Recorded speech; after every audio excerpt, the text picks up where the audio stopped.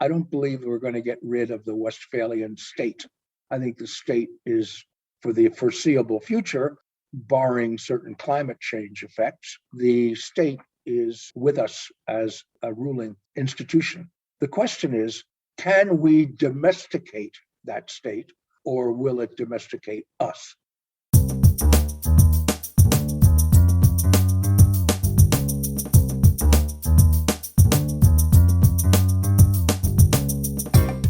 You are listening to In Pursuit of Development with Dan Bannock.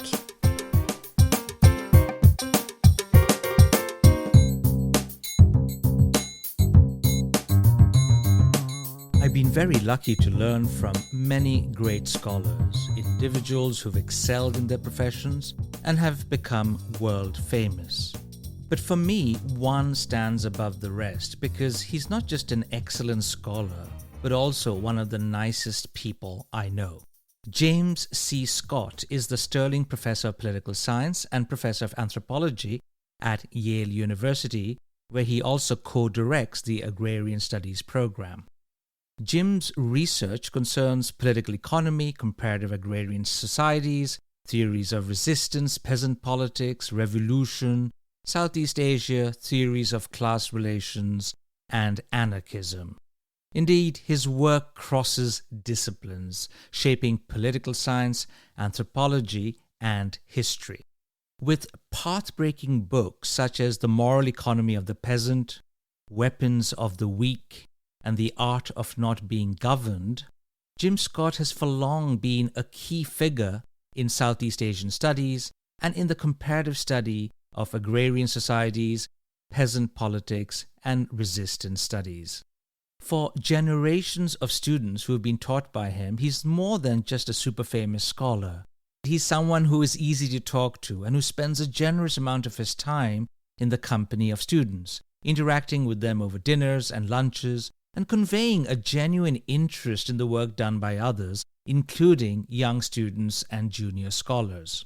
Indeed, Jim not only has this wonderful knack of making everyone around him feel important, but is constantly trying to acquire new knowledge, and I've often heard him tell people, and I quote, "Please educate me," end quote.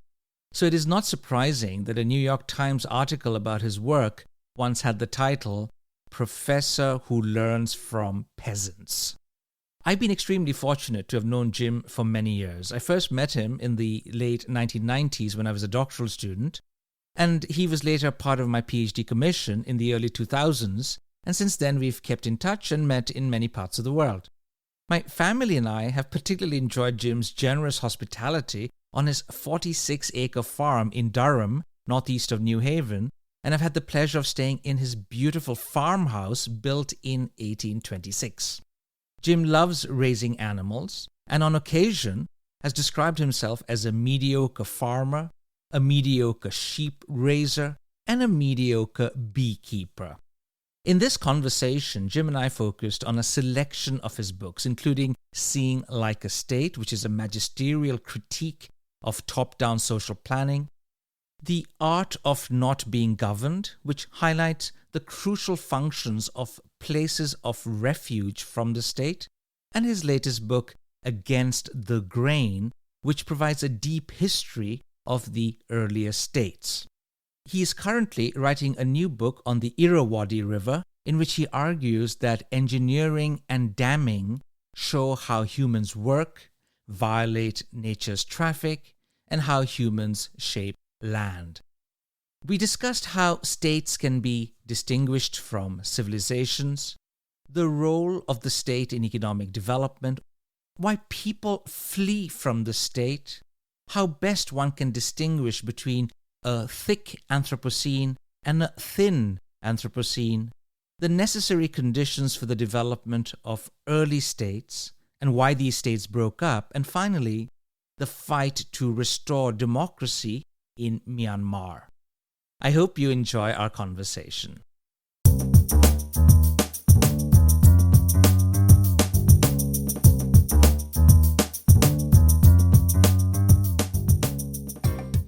Among all the brilliant scholars I've interacted with over the years, Jim, you are the one I admire the most. So it's a great honor to have you on my show today. Welcome. My pleasure to be here. Thank you very much. I look forward to it. Jim, most scholars, of course, are thrilled to publish one influential book during the course of their careers. You, on the other hand, have not just published one influential book, but more than half a dozen influential books. So let me begin with a very broad question. And I know you've been working a lot on what, we should understand by the concept of the state. So let me ask you this very broad, very general question. What is a state, Jim? And why is it important that we distinguish states from civilizations? That is a big question. So I confronted this question in my last book called Against the Grain, which was about the earliest states in the Mesopotamian valley of the Euphrates. And my argument there, which I actually believe, is that stateness, and we're talking about 4000 BC, that stateness is not a binary, something is a state or not a state, but it's a continuum. So there are things that are more like a state and things that are less a state. So that in Mesopotamia, for example, at the very earliest period, if we encounter a place with walls, with a little army, with systematic tax collection, with a kind of grain core, and a class of non-working artisans, priests, and rulers, then we have a fairly high degree of stateness. But there are lots of places that may have a ruler, but no systematic taxation, no, in a sense, military capacity. And so there are a distribution of settlements all the way from things that are pastoral nomadism on the one hand to things that look like at least a medieval state in addition. The other aspect of your question, and maybe that's where you would like me to go, is that the modern state, of course, is an extremely complicated institution in which there are many contradictory aspects of the state. I'll give you one fairly amusing example. I remember on the Paris metro seeing a little advertisement in the car that said "Papa ne boit plus," or "Daddy, don't drink anymore." It was this state campaign against alcoholism, and then there was next to it an advertisement for the state liquor monopoly. And then I thought, this is a state that embodies many contradictions, and so the modern state is put together over time, has many different purposes, and in some cases they are at cross purposes. How does this square with Thomas Hobbes, the 17th century English philosopher, who said that without a state, one would have a society, or would have in society a war of all against all, and that the only alternative was to create a leviathan, an institution, which resembled this metaphor of the great sea monster described in the Bible. So, Jim, it is difficult for us today to imagine a life outside of the state. But in your insightful and really influential scholarship, you keep consistently arguing for the fact that people do not want or may not want political centralization, that they often through history do their best to escape from the clutches of the state. And some of my Stanford colleagues, I remember Steve Krasner describing you as the un-Hobbes in many ways. So before we dive into your critique of states, Jim, do you see any virtues of having a state? Can you say anything positive about states and their role in economic development and in promoting human well-being? Yes. Let me go back briefly to Hobbes. Let's remember that Hobbes is writing in the period of the English Civil War, right? When everything has fallen apart, and he sees the need for a strong central government with the parliamentary forces and the monarchical forces organizing armies. And it's a period of course, the English Civil War. So the point is that, to answer your question directly, do I see a positive aspect to stateness? The answer is yes. And this arises by and large with the French Revolution and with the Bismarckian Prussian statecraft. The one, in the case of France, is the creation of a national citizenship, the emancipation of French citizens so that they are all subject to exactly the same law, no matter who they are, or at least men were at that point. And in the Prussian case, I think that was the first time at which a state began to assess the health and safety and longevity and food supply of its population, and began to think of the state as the guarantor of basic subsistence rights, particularly physical subsistence rights for citizens. Now, notice that this is the end of the 17th century, 18th century, and it's very, very new. And I think the most important, so the point is that states until the 1700s were states that were more or less predatory vis-a-vis their population. They did not see their job as improving the welfare of their population. If the welfare of their population was improved, that was fine. It made them more taxable, but they did not set out systematically to improve the welfare of their population. And my argument would be that when the state has done something emancipatory, for example, citizenship in the French Revolution, it has almost always done these emancipatory moves with a pistol at its temple. Mm-hmm. That is to say, it has created new rights when it was threatened in a vital way. The American Civil Rights Movement is a fairly good example of that as well. It had to reach a kind of crescendo before the Civil Rights Voting Act was passed in the 1960s. So I think that, is the state capable of emancipatory moves? Yes, but only with popular mobilization and a pistol at its temple. It has not done it, in a sense, autonomously out of its own institutional imperatives.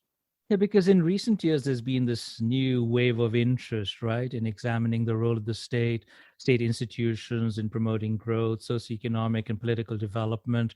And there are various strands in this debate. There's a lot of talk about strong and weak states, vampire states, fragile states, failed states, all of these terms that are cropping up. And there are these theories that claim, like modernization theory, that claim that urbanization is good, literacy is good, and industrialization, all of this led to social mobilization, some sort of attitudinal change and social change and economic growth that result or have resulted in political transformation and democratization. So all of this is happening. Others like Fukuyama talking about institutional capacity, that the states, what is really important is their ability to actually govern. And still others are talking about, how institutions are mechanisms and there are all kinds of political bargains that are involved. So you offer, of course, a very different understanding of the nature of the state and society. So how do you view, Jim, these different understandings of state development that modernization theory talks about, or institutional capacity people talk about? And they try to explain how democratic, well-functioning states have evolved, and how Fukuyama talks about getting to Denmark. I know you've lived in Denmark too. So how do you view these other understandings of state development? Let me begin by saying that I wrote a book, as you know, called 2 Cheers for Anarchism. Yes. Not 3 cheers. I don't believe we're going to get rid of the Westphalian state. I think the state is, for the foreseeable future, barring certain climate change effects, the state is with us as a ruling institution. The question is, can we domesticate that state, Mm-hmm. or will it domesticate us, if you like? And it seems to me that Denmark would be an example of social democracy in which the state has been reasonably domesticated, right? So if you've got to have a state, you'd like to have a social democratic state. And let us not forget that that social democratic state is the result of a centuries-long struggle, right, by working class actors, or of strikes, of extra institutional mobilization over time. So it's not as if this is, if you like, the natural vocation of the state, right? It was pushed into the form that it has now.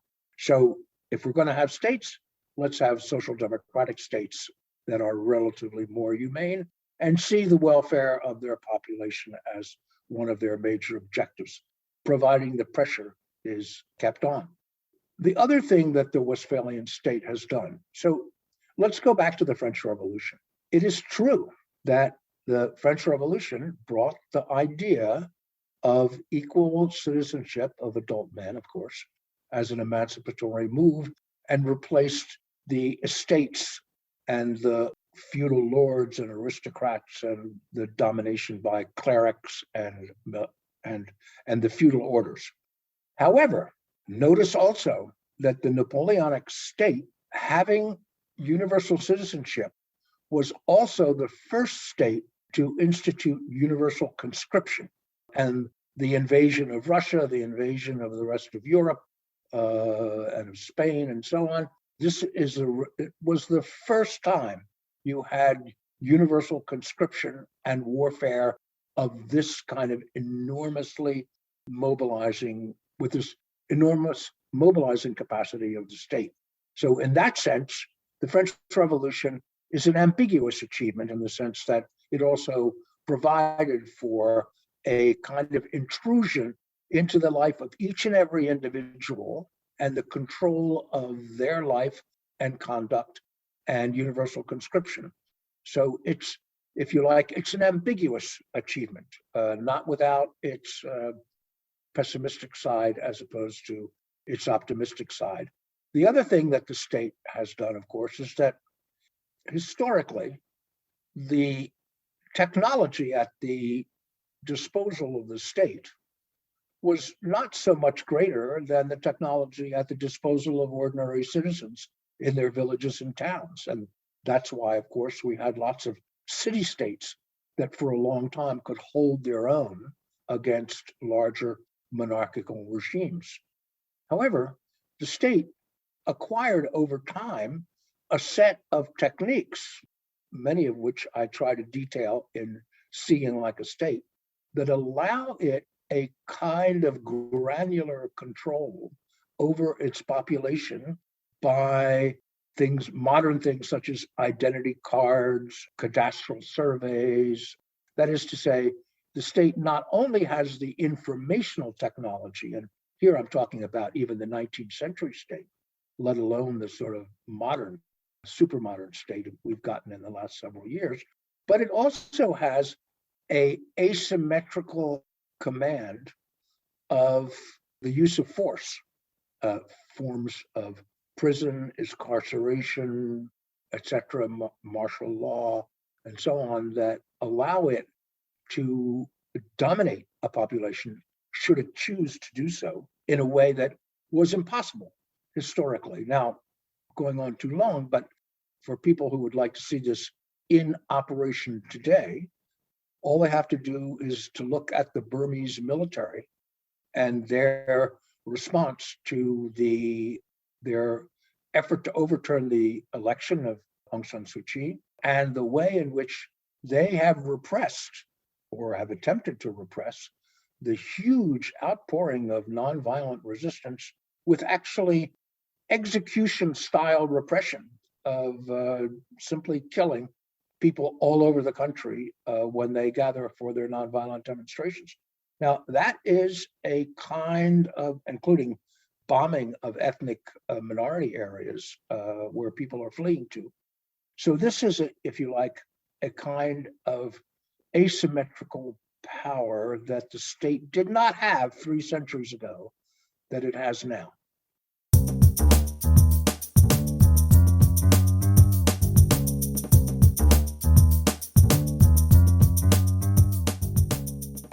We'll return to Burma slightly later into the conversation, Jim.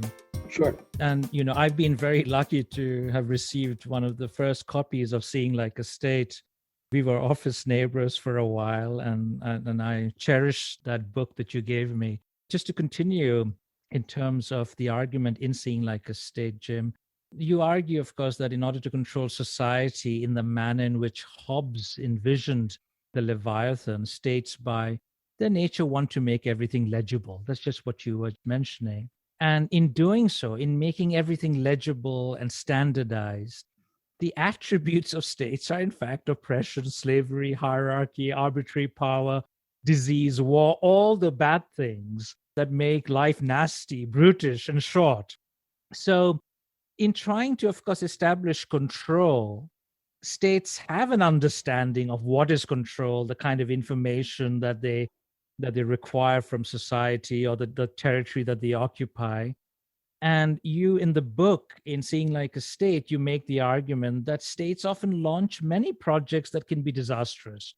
And you provide these examples of collectivization experiments in the Soviet Union, compulsory villagization in Tanzania, and sometimes less dramatic, but perhaps even more common in many parts of the world, huge and ineffective agricultural schemes, or designing new cities that are not used by the citizens. They fail their residents.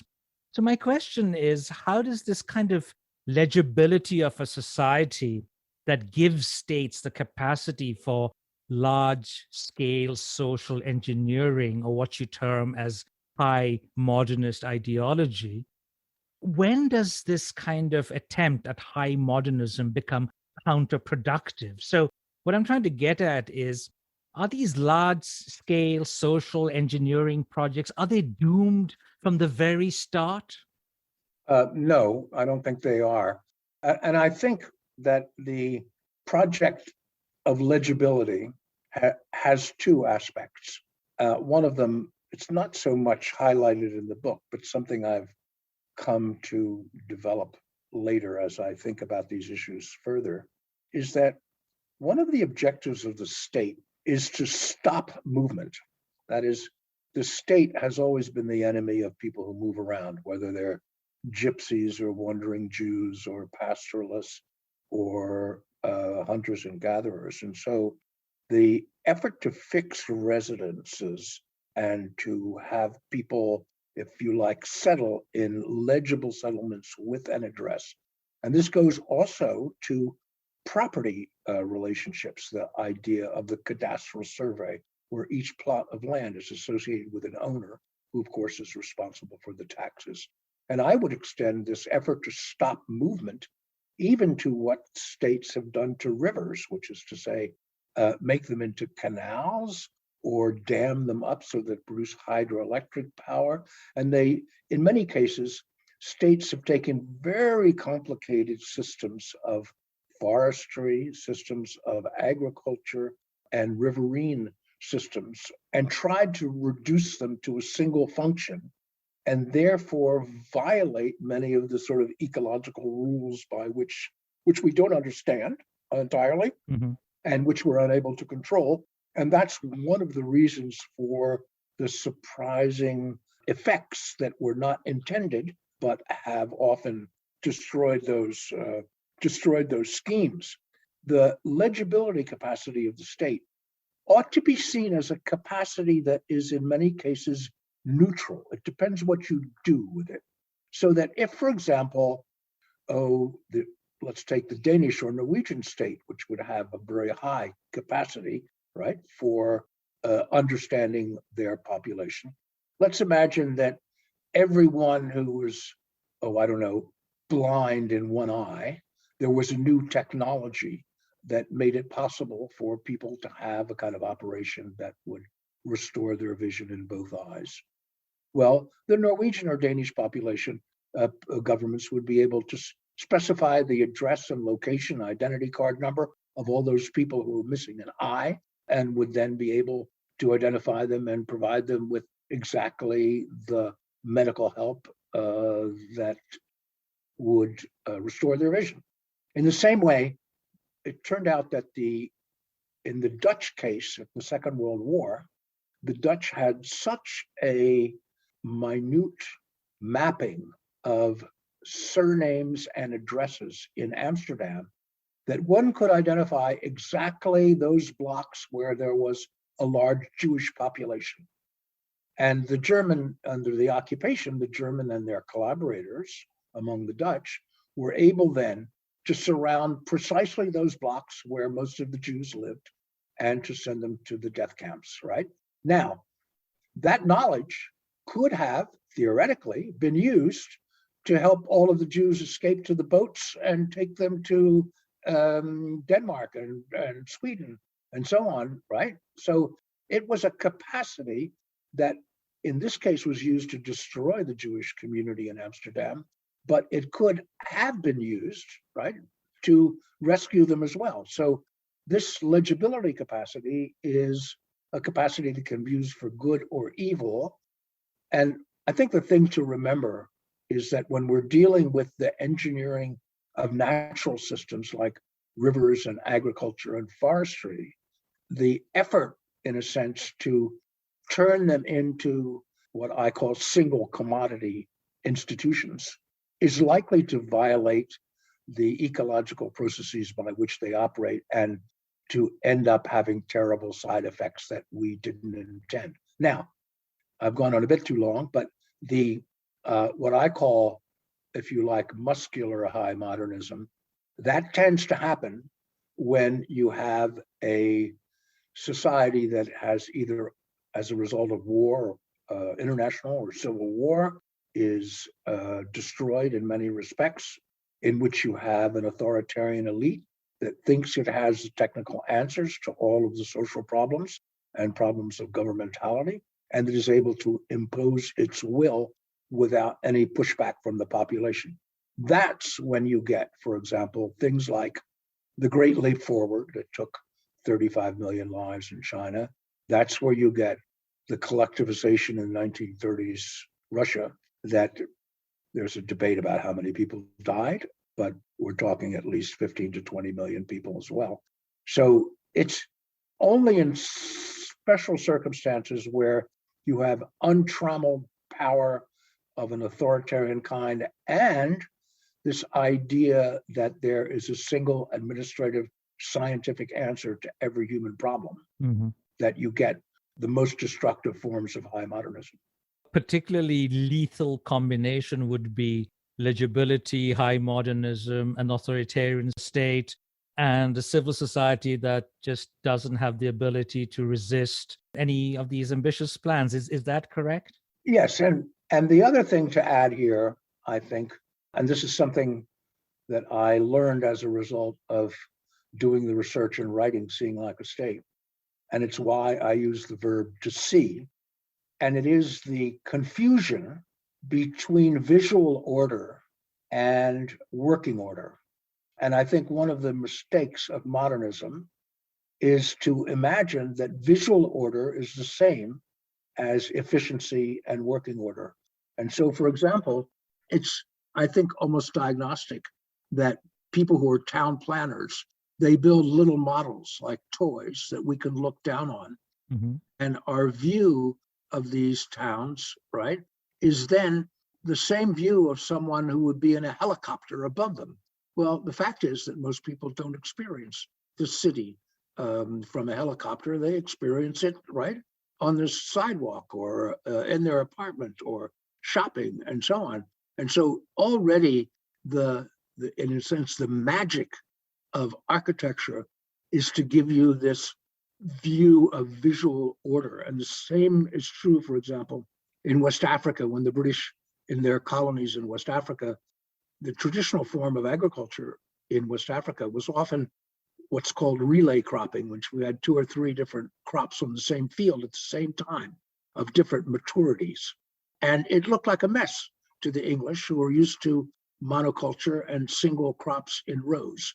And so they, in their extension services, agricultural extension services, they replaced this messy visual agriculture with a agriculture that looked visually more orderly. It turned out 20 years later, when they finally got around to running the actual empirical analysis of their productivity, that this was a far less productive form of agriculture than the traditional agriculture. And the traditional agriculture also held the soil and enriched the soil much more effectively than the modern forms of agriculture at this latitude in West Africa.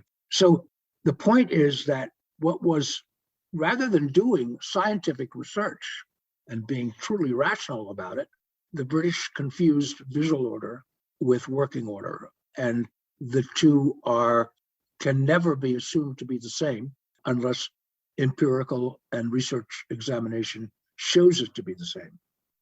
In another important book on the state, The Art of Not Being Governed, you highlight the crucial functions of places of refuge from the state. You write about countries like Burma, Thailand, Vietnam, how they were historically divided into core areas controlled by the state and peripheries that were largely outside the state's control. And these peripheries were, and perhaps they continue to be, typically more ethnically diverse, right? Culturally distinct, poorer, maybe often in conflict with the state in the core. And while one way of viewing these would be that they're backward places, simply waiting to be integrated into the civilization under the umbrella of the state, or to use your terminology, they were waiting to be legible, you argue that that is wrong, that we should actually understand these as places of refuge from the state. So why do people want to flee from the state, Jim? Is it because states are coercive entities, that they're taxing their people, regulating, conscripting people, and that the normal situation is that people oppose the state?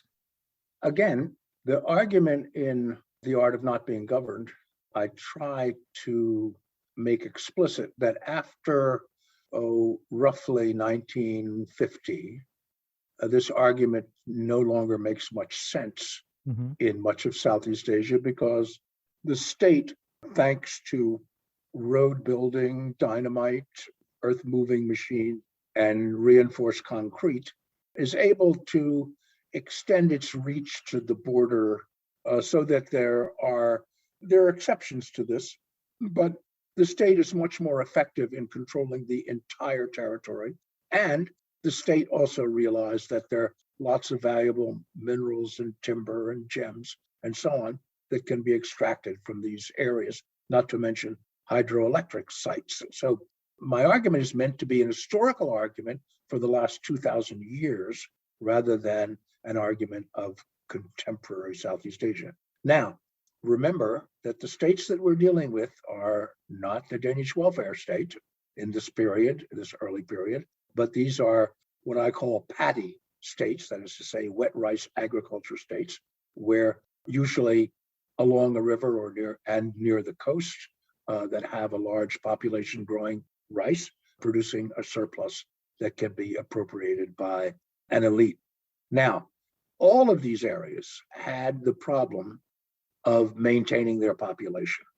And the problem they had in maintaining their population arose from many different factors, some of which were, if you like, natural and did not have to do with misgovernance or oppression. That is to say, these early states were completely unparalleled concentrations of people and domesticated animals in a single place. And in Southeast Asia, we're dealing with geese and ducks and chickens and so on, more than sheep or goats, where it might have been in Mesopotamia. But the point is that this concentration of people and domesticated animals had the result of promoting, for the first time, new zoonotic infectious diseases, of which, of course, COVID-19 is one that comes to us from bats, also congregated in caves in all likelihood. So that the point is that these were, if you like, these new concentrations of population and domesticated animals were a perfect epidemiological storm, so that periodically there were epidemics that wiped out these new concentrations. So a kingdom would disappear almost overnight.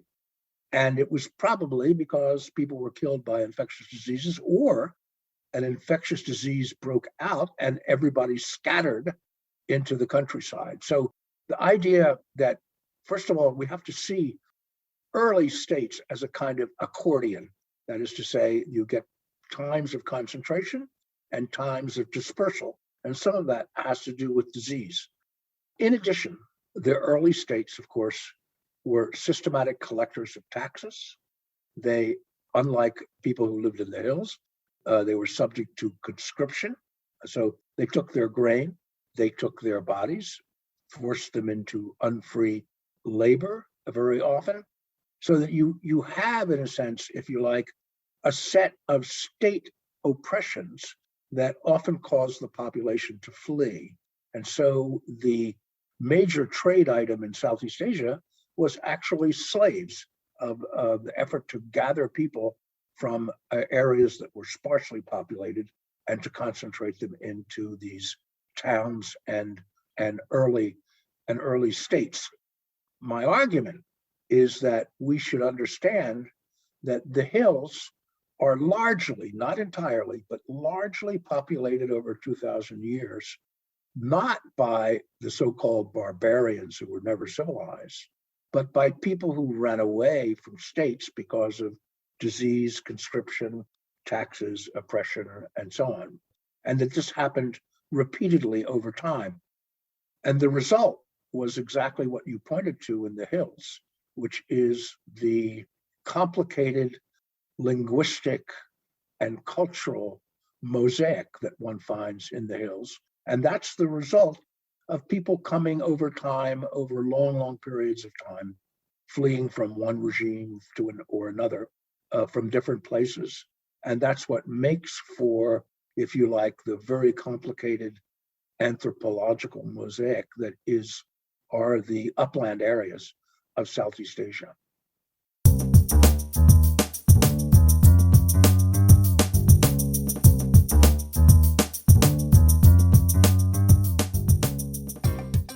I find it fascinating, that hill-valley binary, because you're talking about two different ecological systems, right? Based on swidden or shifting cultivation and sedentary agriculture.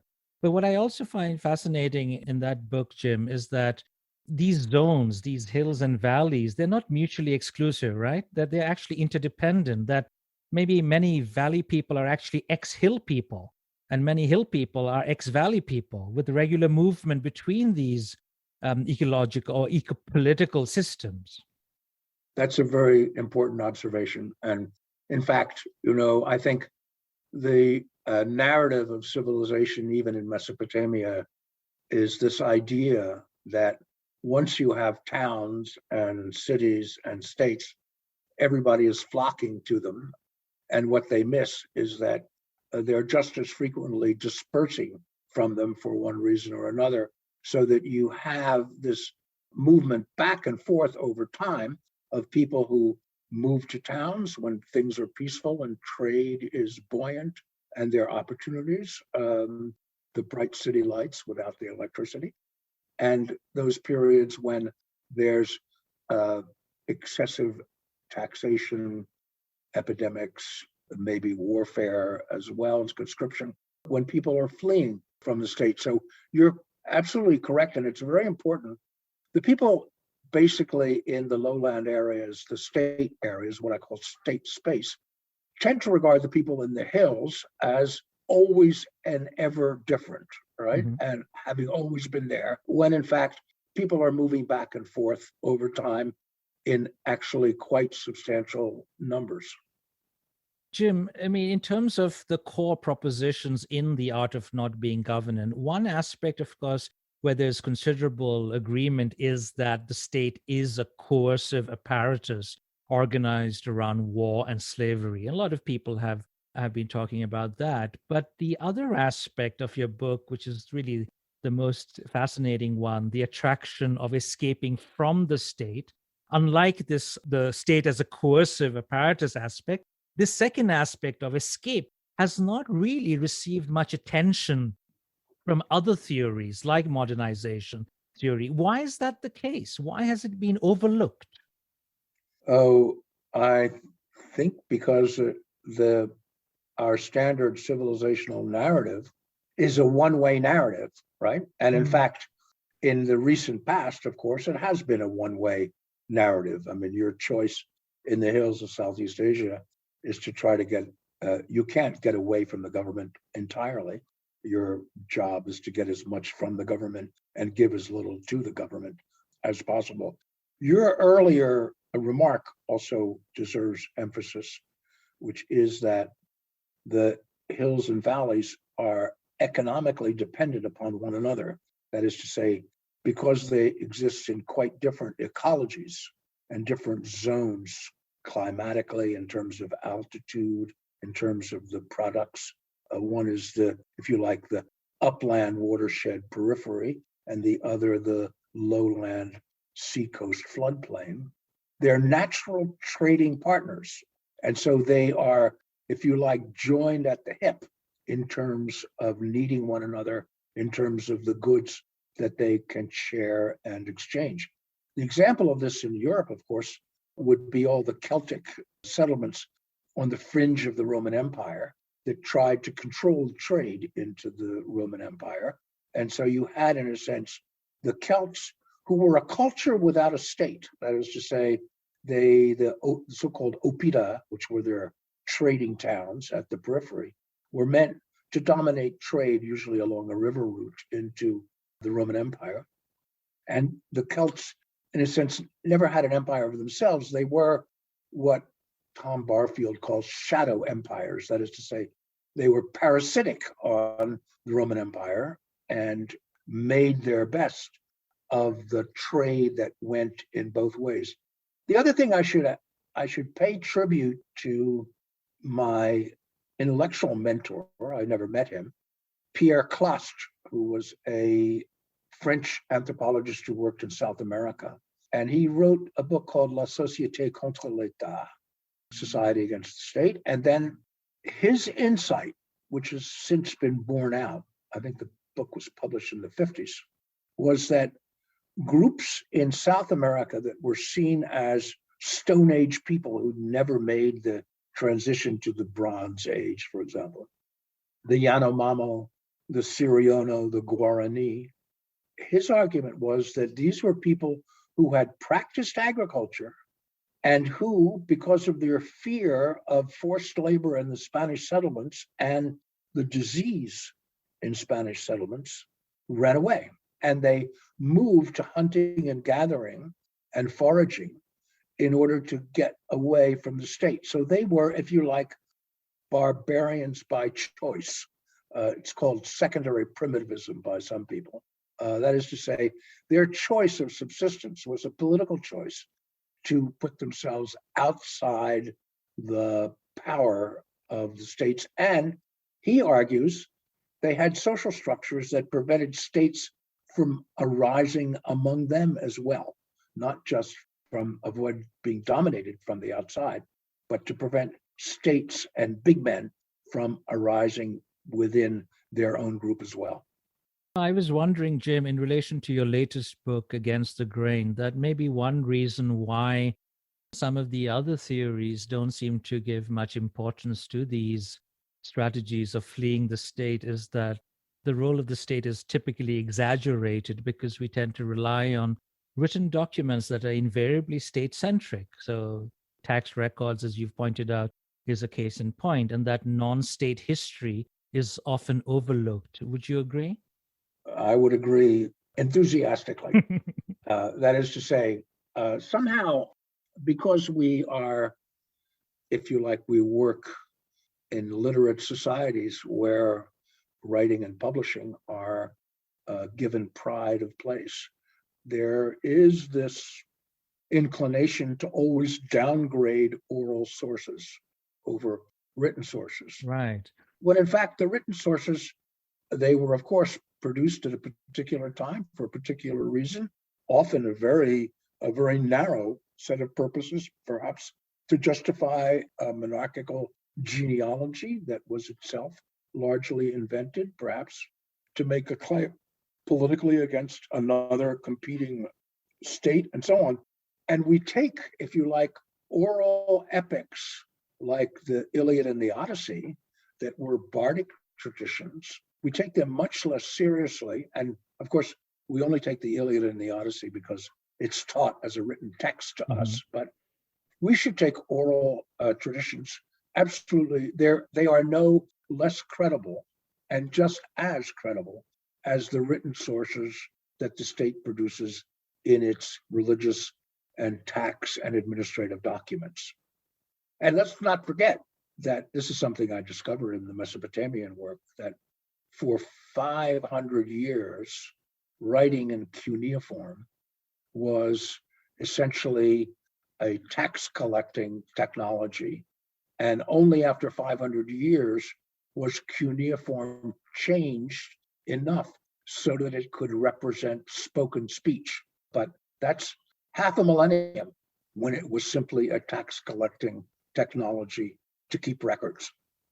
In relation to Against the Grain, your latest book, Jim, I was particularly fascinated with your argument about how in the contemporary discourse on climate change, much of the discussion of our footprint on the Earth's environment is focused on the fossil fuel era, which began at the end of the 18th century. But as you rightly point out, this aspect, this bit represents only the last 0.25% of our species' history. And there are many good reasons to insist on the global environmental impact of activity that goes much deeper into history. So what did you find in Against the Grain? What did you find in terms of the when question? That is, when should we start our understanding of the Anthropocene clock?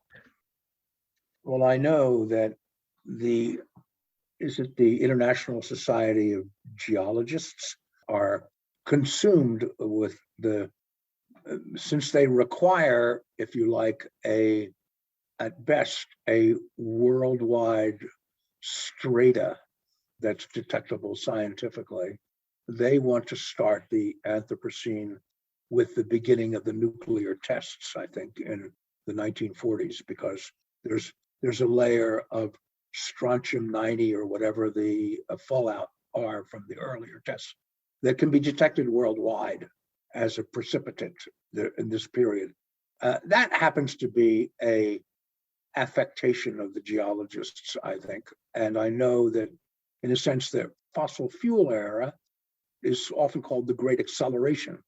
And not only, it coincides as well, let's not forget, with a huge increase in population. So if I'm not mistaken, in the year 1750, which is not so very long ago, right? 2.5 centuries ago or so, the total world population was 750 million.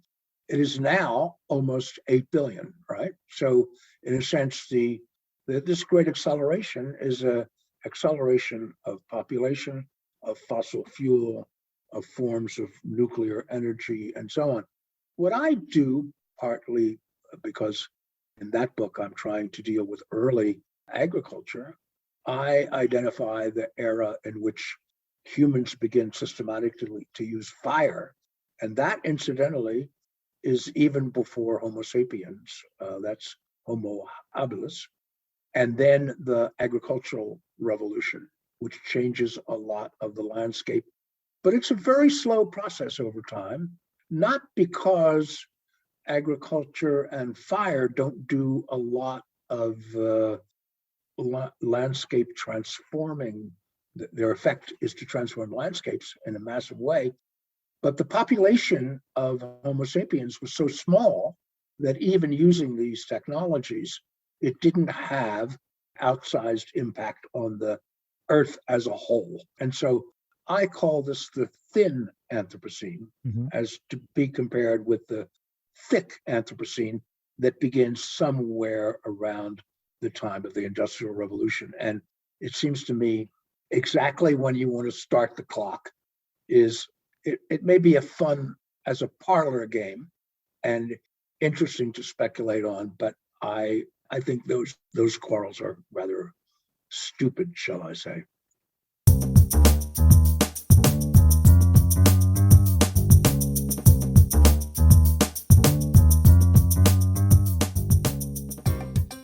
But even in this book, Against the Grain, Jim, you challenge the dominant narrative of the state's rise, including the belief that the domestication of plants led to a more sedentary life and fixed field agriculture that in turn led directly to the development of the state. You question this dominant narrative that hunter-gatherers led a miserable life, that once they were settled and producing their own food, their lives improved. So what were the benefits, if we could start with the hunters and gatherers, what were the benefits of their way of life, Jim? Was it a healthy lifestyle with plenty of exercise and a varied and nutritious diet? Oh, I don't want to go to the paleo corner Mm-hmm. here. That is to say, there were lots of parasites, there were lots of injuries, the life expectancy was small, there were huge infant mortality, which there was also in the early states as well.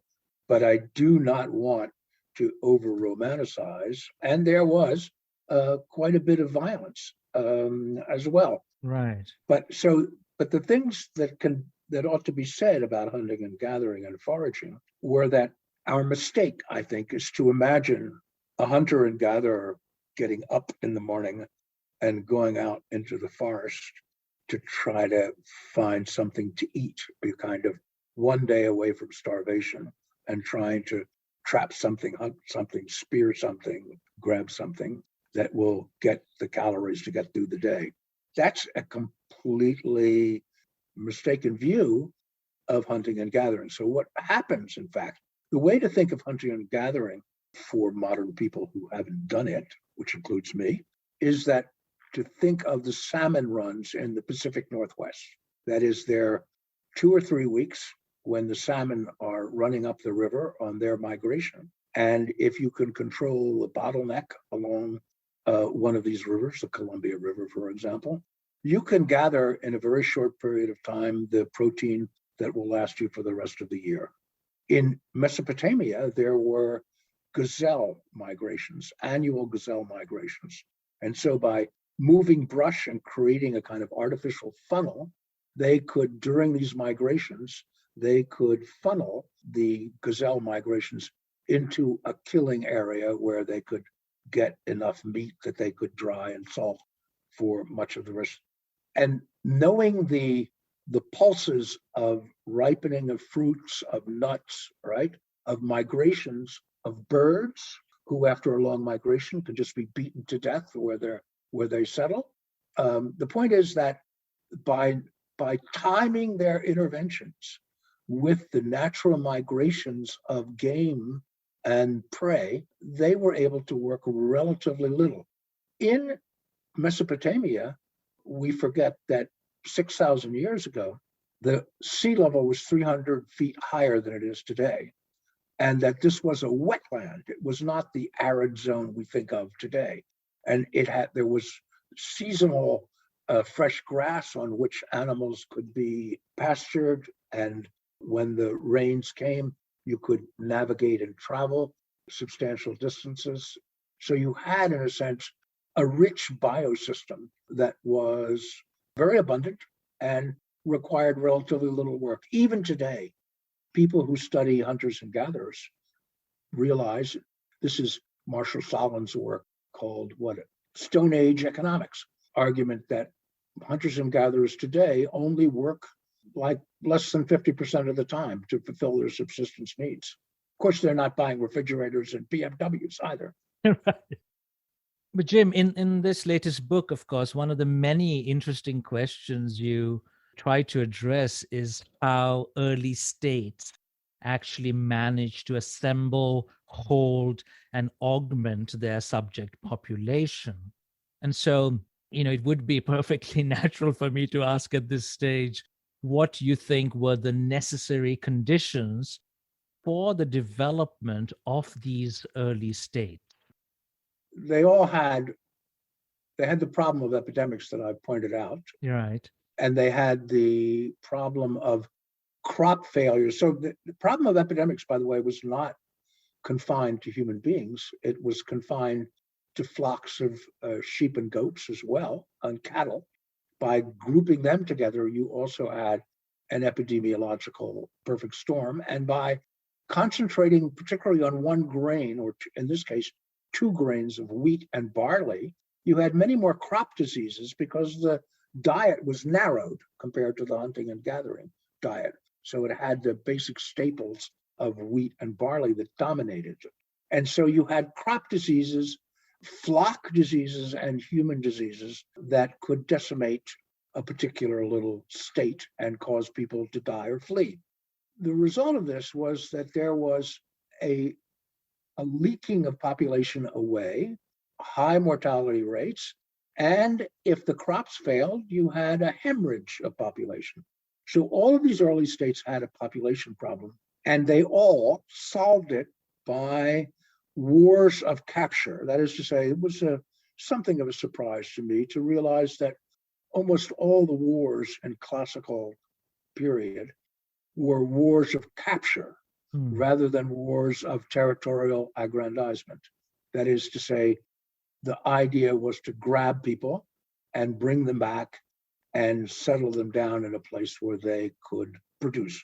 By the way, the Aztecs and the Incas did the same thing, and for the same basic reasons. And so in that respect, what the population problem was solved by capture, especially of women and children, less so of men, but also of men. 70% of the population of Athens, our shining example of democracy, were slaves. Many of them we don't see because they are in the stone quarries and silver mines that are the source of Athenian wealth and building material. But we see lots of women who were incorporated into Athenian society. So that the wars were designed largely to solve the population problem. And so the reason you had for actually in the Roman legions and so on, one of the lures of being a legionnaire was to capture slaves and bring them back as private property to sell them or ransom them. Right. I mean, it's just fascinating, the role of coercion, bondage, slavery. I think you termed these early states as population machines designed to control labor, domesticating them as a farmer would domesticate his herd. But one of the many fascinating things in your argument, Jim, is also how these early states relied on a staple that could be easily taxed, right? So you're talking about wheat, barley, rice, maize, whereas cassavas that grow below the ground and easy to conceal, those are difficult for the state to tax. And so communities that relied on tubers or root vegetables, they could actually avoid taxation and the wrath of the state. Correct. And the point that I want to make in a good deal of this is that for people who want to keep the state at a distance, the choice of subsistence is one crucial political choice that they can make that minimize the chances of them being attractive to the state for appropriation. That is to say, if they practice swidden cultivation, for example, they and their fields move periodically, so they're hard to keep track of. If they're pastoralists, they move even more frequently. If they're hunters and gatherers, there's no way to tax them unless you have a taxman follow them every day and grab what they have just captured. Mm-hmm. And so, in a sense, the choice of subsistence routines, the cassava is my example of a non-state crop because it can be hidden. It requires very little care. In Latin America, the tapioca or cassava, also called yucca and manioc, same thing. It's called farina de guerra, which means the guerrillas who were hiding away from the state plant it in the forest and come and, when they have a chance, dig it up and eat it. And it'll keep for as long as 3 years or more, still good to eat. If the state wants your cassava and it finds a little field of cassava, it has to dig the cassava up, tuber by tuber, just the way you do. And then it just has a cart full of tubers that are going to spoil relatively soon unless they're processed. An interesting question that you address in the book is, of course, why early states broke up. I think you don't like the word collapse, but maybe break up. And you mentioned extrinsic causes such as drought, but you also argued that more intrinsic causes tell us more about the self-limiting aspects of early states. So I was wondering whether you could please help us better understand these intrinsic causes, such as, and you've talked about it already, these effects of this unprecedented concentration of crops. But there's also the ecological effects of urbanism and irrigated agriculture, right? Yes, actually, you put it better than I did. They are self-limiting in many ways. First of all, let's not forget that the transportation is largely by cart, right? Or the back of pack animals. And if you're along a navigable waterway, actually, you have actually more opportunities to move goods from A to B. But the point is that these early states in Mesopotamia, you could walk across them from one end to the other in one day, right? These are not large states. And we're talking about that at their largest, they might have 30 or 40,000. And that is Ur and Uruk, right? At their height, that's the sort of the Mumbai or something of Right. of classical Mesopotamia. And the reason is because the mode of transportation limit the distance from which food can be brought. Someone worked out that a bullock cart with two bullocks, if you fill it with fodder, it will have eaten all of that fodder after about 180 kilometers. So you can't bring food any further. It's self-defeating, right? It's a little more complicated than that example provides, but there are the self-limiting transportation obstacles, but then there are also the likelihood of crop failures because of disease, and that's because of the concentration of single crops. Areas that are irrigated are over time likely to become more and more saline. And so Mesopotamia undergoes a shift from wheat to more and more barley. It becomes a barley state essentially toward the end. And it's because barley is more tolerant of salty water, slightly salty water, than is wheat. And so the early state is definitely self-limiting because the population is leaking away because of oppression and disease, because there are crop epidemics, livestock epidemics, and human epidemics, and because of, if you like, anthropogenic oppressions like civil wars, conscription, and taxes that cause people to flee. I know that Burma is very close to your heart, and we are currently witnessing one of the most massive, creative, brave, nonviolent struggles for democracy that we've seen in decades. And you've recently written an open letter to the dictator of Myanmar. What is your take on what's going on? I mean, how do you see this panning out in the near future?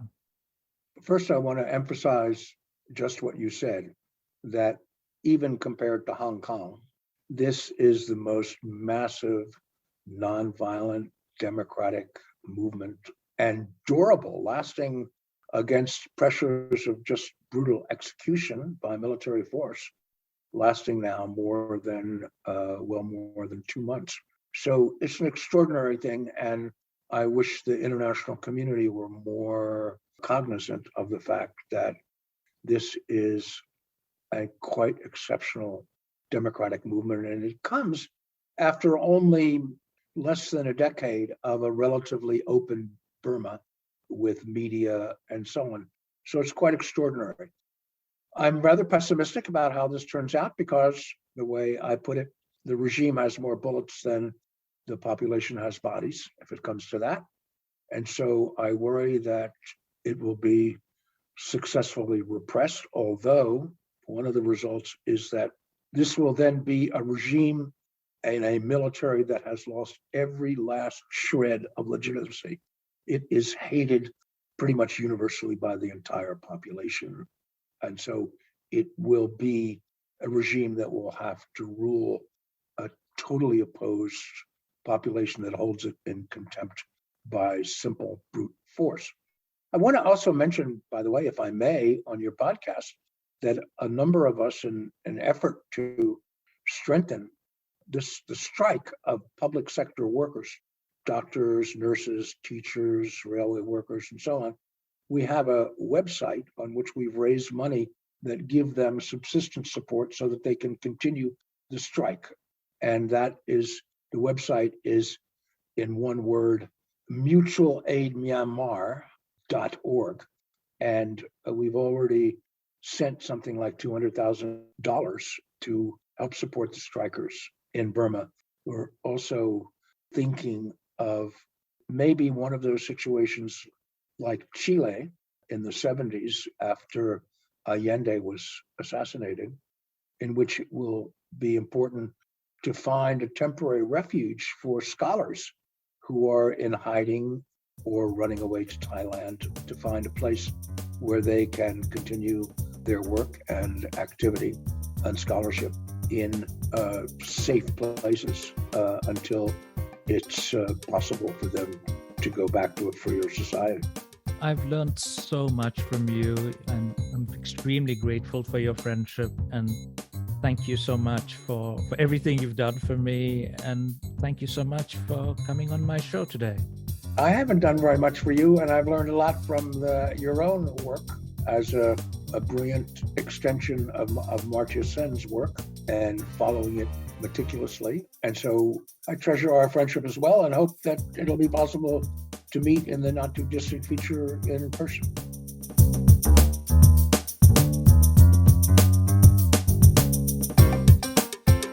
If you enjoyed this podcast, please spread the news among your friends and share it on social media.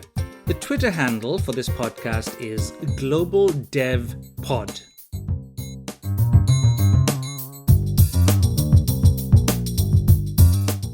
Thank you for listening to In Pursuit of Development with Professor Dan Bannock from the University of Oslo's Center for Development and the Environment.